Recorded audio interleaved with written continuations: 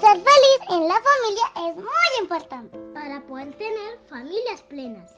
Familias Plenas es un programa de la Iglesia Adventista del Séptimo Día, Vida Plena. Con usted, el pastor Marcos Fabián Correa Rojas. ¡Bienvenidos! Cordial saludo, apreciados oyentes del programa Vida Plena. A esta hora me place saludarles y desear que por la gracia del Señor se encuentren bien. Quiero invitarlos para que oremos. Dios, agradecemos la bondad de la vida y suplicamos tu bendición y gracia sobre cada hogar que escucha este programa. Bendícelo, Señor, y que por tu amor y misericordia puedan sentir tu presencia y que tú, Señor, por tu Espíritu Santo nos guíes a toda bendición y a toda verdad. En el nombre de Jesucristo, amén. Iniciando este programa vamos a tocar una parte sobre hogar y familia. Hace poco escuché cómo una señora, después de haber conocido un señor en escaso un mes, había pensado y había decidido que ese era el hombre de su vida y por tanto debía casarse con este caballero. Obviamente experiencias como esta que les estoy contando se viven a diario. Mucha gente, después de un periodo muy corto de tiempo, cree que ha encontrado el amor de su vida. Sin embargo, los especialistas en la relación de pareja consideran que un espacio de tiempo tan corto como el de un mes para tomar una decisión tan importante como el de casarse con alguien es supremamente peligroso. Por lo mismo quisiera referir lo que la doctora Nancy Van Pelt en el libro llamado El lenguaje del amor menciona acerca de los 12 pasos de la vinculación. En el libro ya mencionado, ella menciona 12 pasos importantes para vincularse a una persona. La primera parte es la vinculación visual corporal. Cuando uno ve por primera vez a alguien, siente ese flechazo en las emociones, en el corazón, de que le gustó la persona. Esta vinculación visual corporal sencillamente es la ocasión en la que usted ve a alguien y le gusta. La segunda vinculación es la vinculación visual mutua. Esto significa que usted va a seguir mirando a esta persona hasta que en algún momento ella cruce la mirada con usted. Cuando se cruza la mirada con esta persona, entenderemos entonces si hay algo de correspondencia hacia usted. Si usted se siente correspondido, su corazón estará sumamente alegre. De lo contrario, pues igual muchas personas perseveran en su relación con otra persona. Después de la vinculación mutua en la que usted choca la mirada con esa persona y siente la alegría, el gozo, la adrenalina y todo lo que se siente cuando uno está viendo a alguien que le gusta, entonces viene la vinculación mediante el intercambio verbal. Y es cuando nos acercamos y empezamos mientras trastabillamos y mientras decimos incoherencias, nos atrevemos a pedirle el nombre, la dirección y a preguntarle cosas, a intercambiar ideas. Hasta aquí esto se llama amistad. Toda relación sana debe comenzar con la amistad. Y luego de un largo periodo en el que las personas empiezan a conversarse mutuamente y empiezan a desarrollar un afecto mayor, viene la vinculación mano con mano.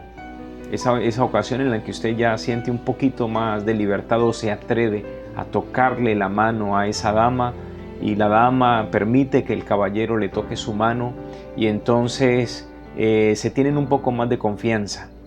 En este momento en el que ya se tocan la mano, se saludan, hay un poquito más de afinidad. Con el tiempo, pasados algunos meses, entonces viene la vinculación brazo-hombro. Y es cuando se atreven a pasearse y de repente el hombre siente el deseo de poner su mano en el hombro hacia su amigo o amiga especial. Después de un tiempo, entonces ese hombre, esa mujer, después de pasar tiempo, y repito la palabra tiempo porque se requiere tiempo para hacer una relación de pareja, entonces el hombre decide pedirle a ella que sea su novia. En este proceso entonces ya empiezan en nuestra cultura los besos. Y aquí es donde hay que tener mucho cuidado, porque cuando una relación se basa en los besos, en el estar a escondidas, en el buscar lugares privados, ocultos, para establecer solamente besos y caricias. Rápidamente una relación de pareja puede caer en la última parte de la vinculación y entonces saltarse todo un proceso que es muy importante para hacerse con la relación de pareja. Después de esta vinculación viene la vinculación brazo-cintura, luego viene la vinculación frontal mutua cuando vienen los besos, las caricias, y viene la vinculación mano-cabeza, mano-corporal, vinculación boca-pecho y luego la vinculación genital para últimamente terminar la vinculación genital completa. Todos estos procesos que empiezan desde la misma mirada, solamente mirando, hasta ya terminar en el acto sexual en la cama, la pareja en su intimidad bajo la bendición de Dios del sagrado matrimonio, no deben darse apresuradamente. Los especialistas consideran que una relación sana debe estar entre 6 meses de noviazgo a 2 años. Ese es el promedio. Cualquier persona que con ver a una persona hoy al otro día ya está intimando, ya está teniendo una relación sexual íntima, ya está pensando que él es el hombre o la mujer de la vida solo porque pasaron un momento corto de reflexión y donde quizás se dijeron algunas palabras adecuadas, no significa que ese sea el hombre o la mujer de su vida. Es ahí cuando apresuramos los pasos de la vinculación donde terminamos haciendo situaciones que no corresponden a la etapa en la que se está viviendo.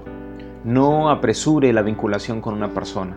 Pasar tiempo con ella, conversar, hablar mucho es extremadamente importante para que tengas una relación sentimental plena, para que tengas una relación sentimental sana. No te apresures con los besos y las caricias con una relación de pareja. Esto corta lo que debería gastarse para conocerse en la parte del verbo, de conversar, de conocerse, de participar. No decidas casarte con una persona o vivir con ella solamente porque tuviste una conversación agradable con esa persona. Date tiempo, espérate para que puedas conocer a esa persona en lo más íntimo de su vida y de esa manera evaluar si realmente es el hombre o la mujer de tu vida. Vamos a una sección que se llama El versículo para hoy con el profesor Guillermo González. El texto para hoy lo encontramos en Hebreos capítulo 13, el verso 6. De tal manera que digamos confiadamente, el Señor es mi ayudador, no temeré lo que me hará el hombre. Una vez iba un hombre en su automóvil por una larga y muy solitaria carretera, cuando de pronto su auto comenzó a detenerse hasta quedar estático. El hombre bajó, lo revisó, trató de averiguar qué era lo que tenía. Pensaba que pronto podría encontrar qué era lo que tenía el auto, pues hacía muchos años que lo conducía. Sin embargo, después de mucho rato se dio cuenta de que no encontraba el daño del motor. En ese momento apareció otro auto, del cual bajó un hombre a ofrecerle ayuda. El dueño del primer auto dijo: mira, este es mi auto de toda la vida. Lo conozco como la palma de mi mano. No creo que tú, sin ser el dueño, puedas hacer algo. El otro hombre insistió con una cierta sonrisa hasta que finalmente el primer hombre le dijo: bueno, haz el intento, pero no creo que puedas, pues este es mi auto. El segundo hombre echó manos a la obra y en pocos minutos encontró el daño que tenía el auto y lo pudo arrancar. El primer hombre quedó atónito y preguntó: ¿cómo pudiste arreglar el auto si es mi auto? El segundo hombre contestó: verás, mi nombre es Félix Wankel. Yo inventé el motor rotatorio que usa tu auto.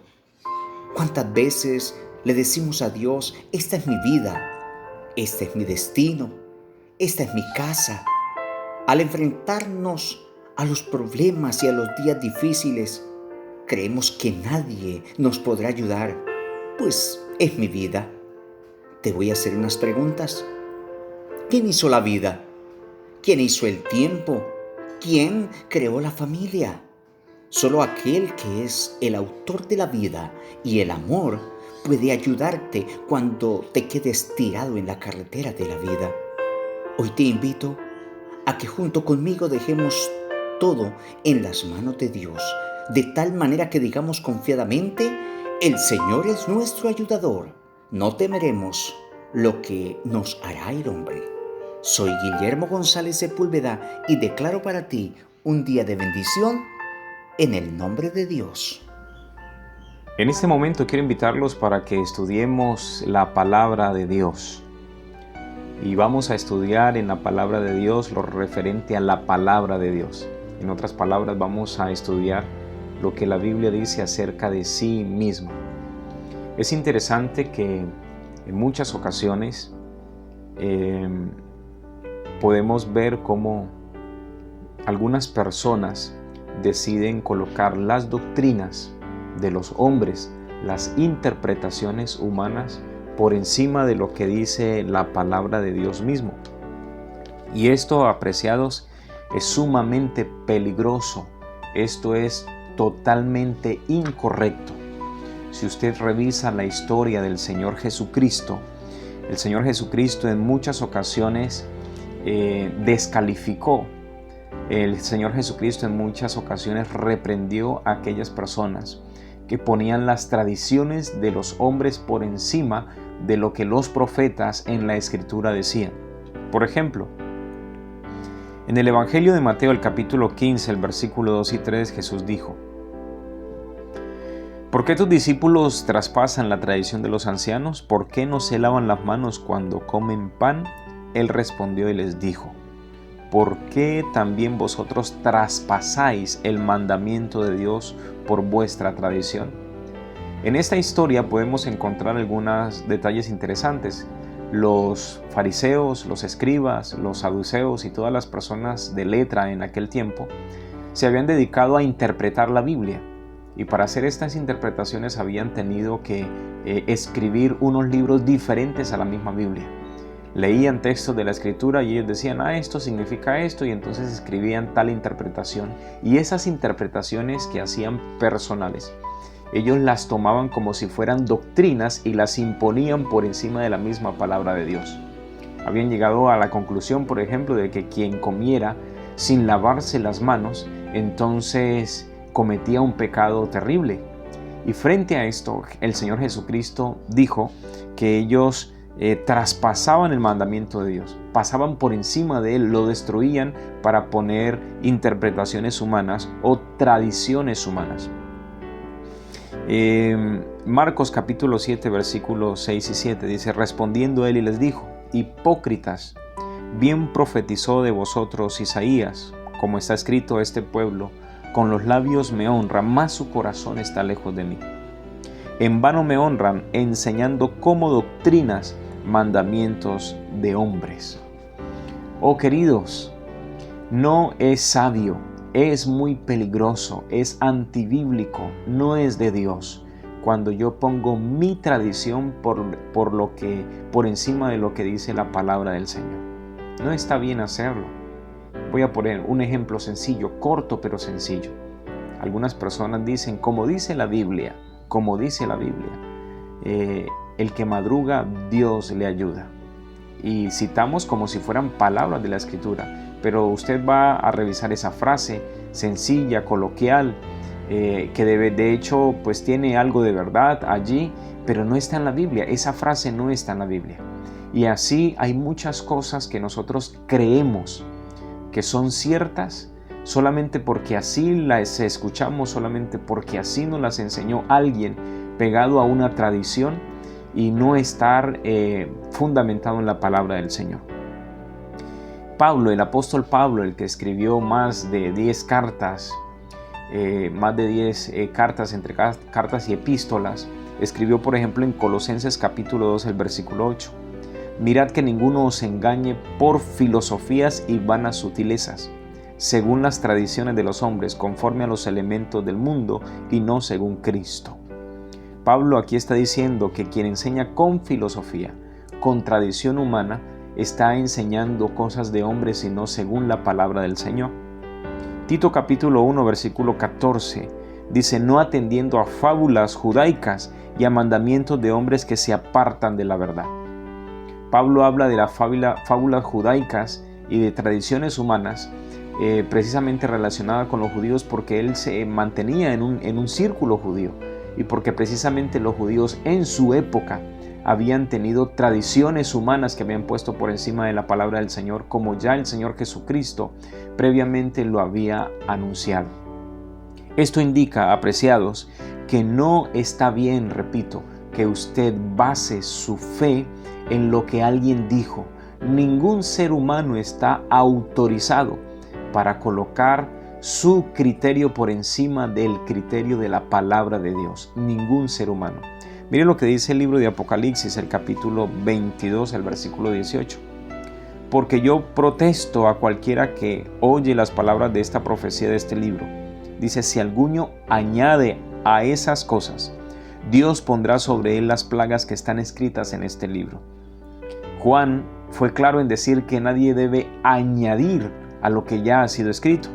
Y el versículo 19 dice, y si alguno quitare de las palabras de esta profecía, Dios quitará su parte del libro de la vida y de la santa ciudad y de las cosas que están escritos en este libro. Dos cosas importantes. No somos llamados a añadir nada a la palabra del Señor. No debemos hacerlo. No es que la Biblia dice esto, pero yo digo esto. No somos llamados a eso, queridos. No somos llamados a añadir.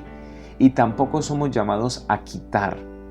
Y esto es muy importante, porque cualquier persona que crea en la palabra del Señor debe saber que tanto el Antiguo Testamento como el Nuevo Testamento son la palabra del Señor y que no las puedo separar, sino que más bien debo encontrar la armonía entre estos dos elementos que forman la biblioteca que ha sido dejada de parte del Señor para el ser humano para encontrar la salvación. El creyente fiel debe creer en el Antiguo y en el Nuevo Testamento. Solamente estos dos son la palabra del Señor. Hubo algunos libros que se añadieron por allá en una época intertestamentaria que se llaman libros apócrifos o libros pseudoepígrafos, que fueron personas que escribieron libros a nombre de otras personas y que en algún momento, cuando alguien hizo una traducción, se añadieron en la Biblia. Pero esto no está dentro del canon bíblico que fue establecido por la iglesia. El Señor Jesucristo nunca citó ninguno de estos libros, nunca los citó. Nunca fueron fuente de inspiración y nunca fueron citados por otros escritores bíblicos. Por lo mismo, asumimos que estos libros no forman parte del canon bíblico. ¿Cuántos libros tiene la Biblia? ¿Cuántos libros son los que fueron autorizados dentro del canon bíblico a través de lo largo de los años y que fueron reconocidos, escritos por hombres del Señor? 66 libros. Gran parte del Antiguo Testamento y una minoría, 27 libros del Nuevo Testamento. Apreciados, a esta hora quiero invitarlo para que usted entienda, piense, reflexione. Como diría el apóstol Pedro, el ancla segura para fundamentar mi creencia es la palabra del Señor, la Biblia. Ahora, siendo que el Señor Jesucristo detestó la tradición humana, siendo que el Señor Jesucristo estuvo en contra de la tradición humana, y siendo que el Señor Jesucristo, por su misma influencia y por su mismo ejemplo, por su misma vivencia, nos enseñó a afianzarnos en la palabra del Señor, porque Él, frente a todo lo que se decía, ¿cómo está escrito? Escrito está. Y citaba precisamente a los escritores del Antiguo Testamento. Siendo que el Señor estudió las Escrituras de manera tan fervorosa, nosotros deberíamos hacer lo mismo. Ahora, preguntémonos, ¿por qué deberíamos estudiar la Escritura? El Señor Jesucristo dijo algo con cierto ámbito de sutileza, con cierto ámbito de sarcasmo, para llevar una reflexión al pueblo de Israel. En Juan capítulo 5, el versículo 39, Jesús dijo: escudriñáis las Escrituras, porque a vosotros os parece que en ellas tenéis la vida eterna, y ellas son las que dan testimonio de mí. El Señor Jesucristo dijo: ustedes escudriñan, estudian la Biblia, porque creen que en ellas está la vida eterna. Estaba hablándole al pueblo judío. Ustedes las escudriñan porque creen que en ellas tienen la vida eterna. Pero lo tremendo de eso es que ellas dan testimonio de mí. Pero Jesús luego dice: pero no queréis venir a mí para tener vida. Hay algo de importancia en este versículo y es que la palabra del Señor me dirige a mí hacia el Señor Jesucristo. La palabra del Señor es la que me muestra el camino para la vida eterna. El Salmo 119, 105 dice: lámpara es a mis pies tu palabra y una luz, una lumbrera en mi camino. En este salmo, el salmista indica que estudiar la Biblia es tener una lámpara en el camino. Querido oyente, quien estudia la Biblia tiene una luz en su camino, porque puede ver. Juan lo escribió con palabras del Señor Jesucristo: y conoceréis la verdad, y la verdad os hará libres. Quien lee la Escritura tiene luz en su camino. Quien lee la Escritura conoce el camino del Señor.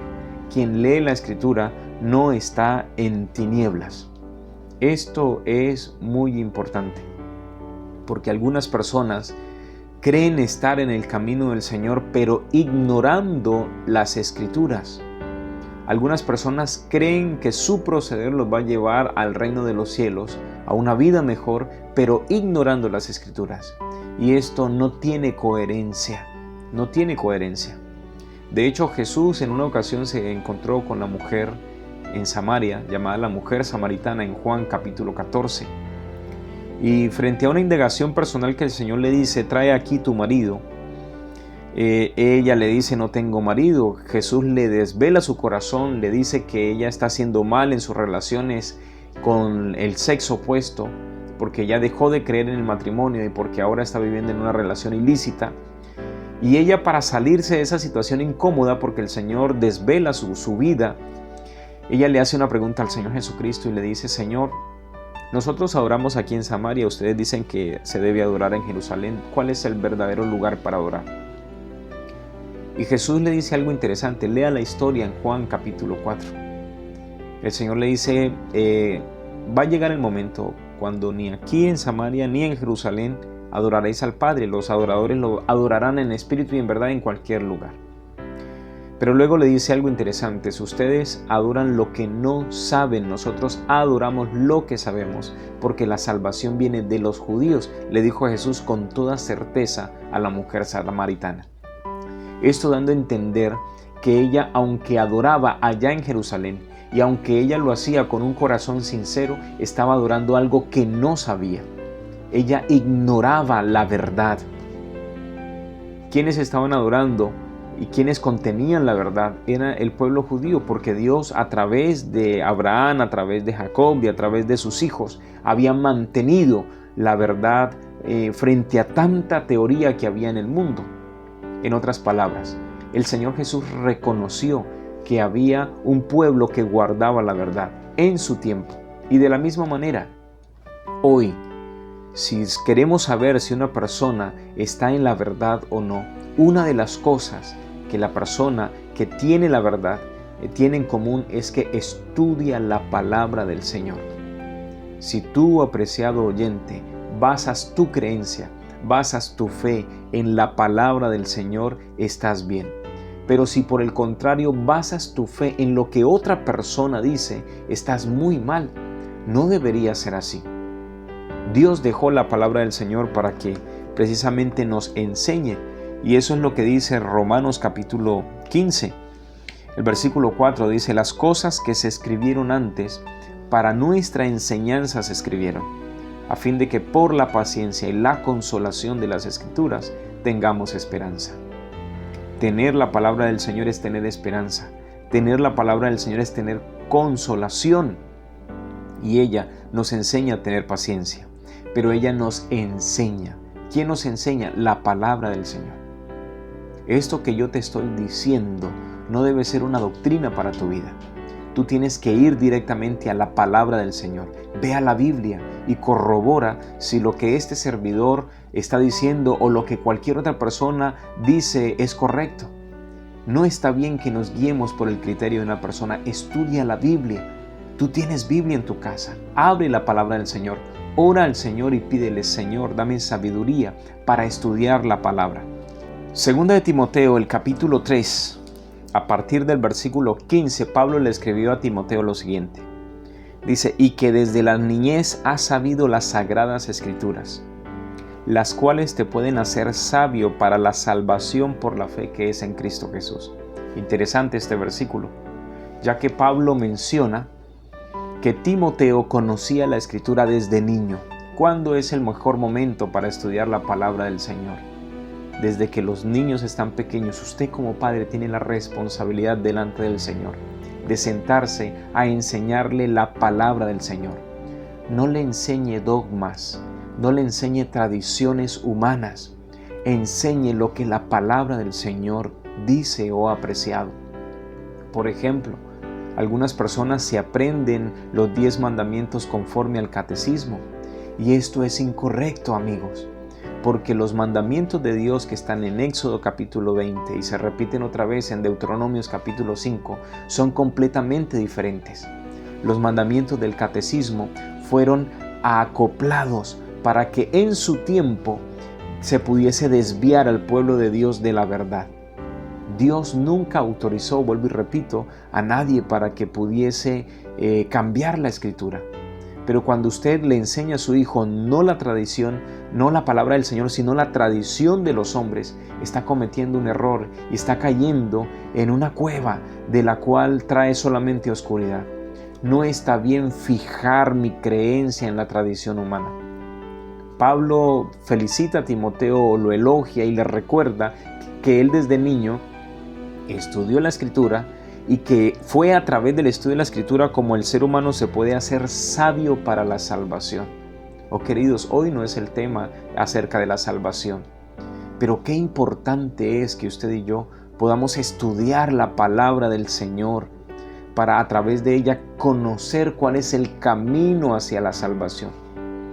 Dentro de poco este mundo se va a acabar y solamente quien haya afincado su fe en la palabra del Señor podrá alcanzar la salvación si ha hecho lo que ella le ha indicado hacer.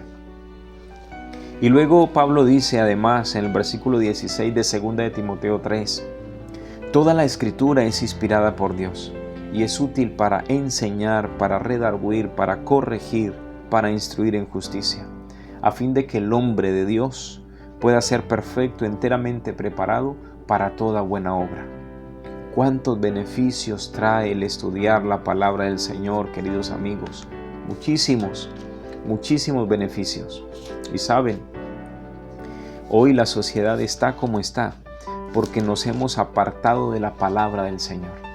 Si hay algo que ayuda al ser humano a transformar su vida, si hay algo que ayuda al ser humano a encontrarse con sí mismo, a ser sincero consigo mismo, a someter las pasiones pecaminosas que nos llevan a hacerle daño a tanta gente, es el estudio de la palabra del Señor.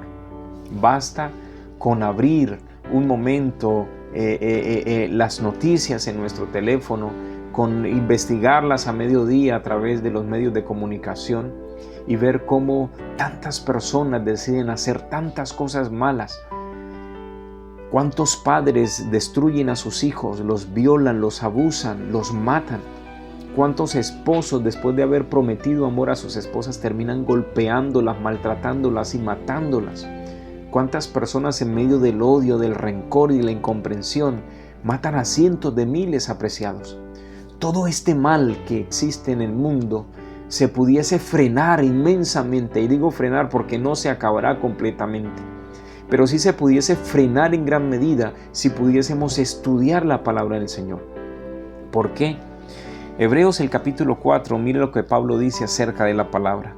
La palabra de Dios es viva y eficaz y más cortante que toda espada de 2 filos. Penetra hasta partir el alma y el espíritu, las coyunturas, los tuétanos, y discierne los pensamientos y las intenciones del corazón. Si hay algo que puede desvelar mi vida, si hay algo que me puede confrontar a mí con mi egoísmo, con mi odio, con mi rabia, con mis pecados, es el estudio de la palabra del Señor.